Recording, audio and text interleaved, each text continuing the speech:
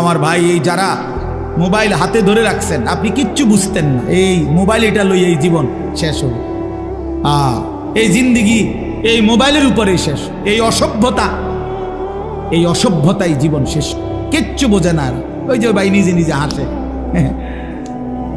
এইটাই জিন্দিগি, এটা এক খামখেয়ালির জিন্দিগি। মনে রেখে, এই মোবাইলের আসক্ত জীবন কোনোদিনও সুখকর হয় না, সুখকর হয় না।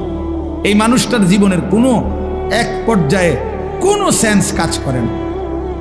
সে 24 ঘন্টা জিন্দিগির সমস্ত আশা আকাঙ্ক্ষা, আবেগ, অনুভূতি, ইচ্ছা, অভিপ্রায় সব মোবাইলের মধ্যেই খুঁজে।